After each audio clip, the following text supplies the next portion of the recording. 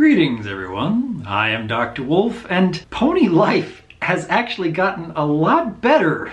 Surprising, I know. I mean, the first couple of episodes I saw last week, I was really iffy on whether I could enjoy this show long term. I wasn't really sure if they had a particular direction that they could stick with, and the pacing was still overwhelming. This time around, I think it was actually easier to manage and genuinely funny. Oh my goodness, I want to watch some of those scenes again. It's that funny. But let's start from the beginning. The two episodes this week are How Applejack Got Her Hat Back and Cutepocalypse Meow.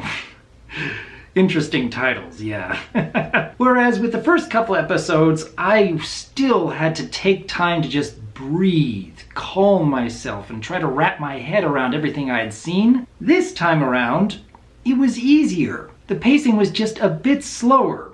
Not as slow as I would prefer, but certainly much better than last week, I'll give you that. So I didn't have to take time to just calm myself and breathe and just enjoy the spectacle. And oh my goodness, they've really upped the game on the comedy here. How Applejack Got Her Hat Back is perhaps the funniest I've seen of her character in years. Holy cow. I mean, who would have thought that Applejack would be the character that would break the fourth wall the most in this show? And on top of that, starting off the episode, this is a love story.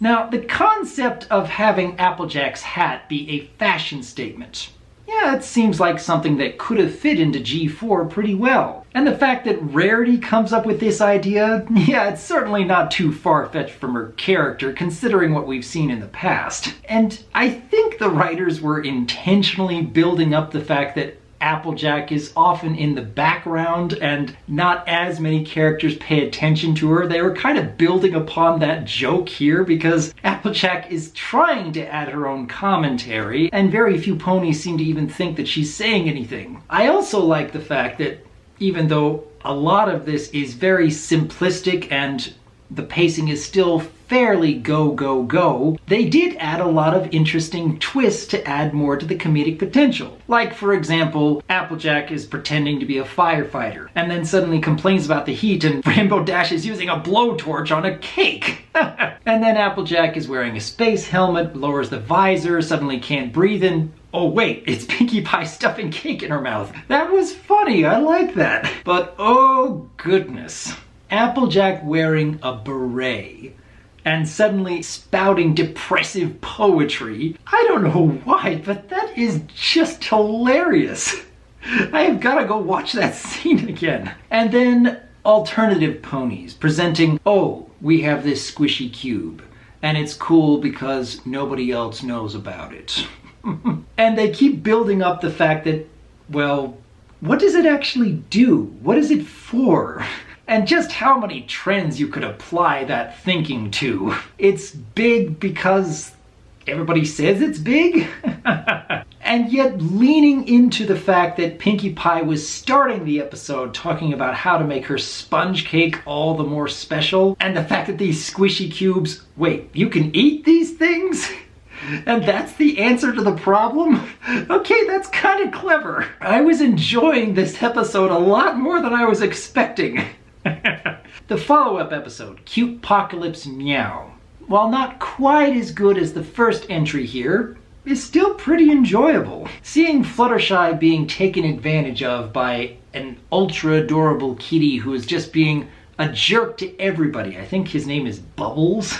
And I don't know, just the idea of a cat being over-the-top spoiled and not caring who he hurts along the way. I've known more than a few pets that act exactly like that. And you could even apply that to more than a few people in real life who just feel that, oh, I can give this person a gift and all is forgiven and I can keep being this punch-worthy jerk for as long as I want. I was kind of enjoying things here and there along the way until it reaches the final scene. And all of a sudden there's this Buttershy with opposite color scheme and getting into a cute off, an adorable contest, whatever you want to call it. The title alone, Cutepocalypse Meow. I don't know why, but that was cracking me up. and ending with Buttershy sounding like Hipster Shy from another episode of G4. That was a nice touch. All in all, I had a lot more fun with these new episodes. I was going into Pony Life being cautiously optimistic, and after the first couple of episodes, I was iffy about whether or not I could enjoy this long term. But as long as I'm not expecting anything really deep, it's genuinely entertaining. I'm getting a better sense of what this show is and what it wants to be, and as long as I'm more willing to accept that, I'm actually enjoying myself. Although one thing of note that did leave me a little puzzled is that when I heard Spike for the first time in the Pony Life series, I was thinking, wait, is that Kathy Wiseluck? I'm not sure, until I looked at the credits and realized, wait, that's Tabitha St. Germain. Rarity is also voicing Spike. Oh goodness. Are they going to have a future episode where Rarity and Spike are talking with each other, and it's going to be a situation like Fluttershy and Pinkie talking to each other, or Applejack and Rainbow Dash talking to each other? It's the same voice actress, and it's sometimes hard to tell that it's the same voice actress. I hope that they give us that opportunity at some point. But it still leaves me a little sad to think that Kathy Wiseluck isn't voicing Spike anymore. That's unfortunate. At any rate, though, I enjoyed myself this time around. Like I said many times last week, I really had to take time to just breathe and calm myself because the pacing was just overwhelmingly hyper. This week, I feel that things have slowed down a little bit.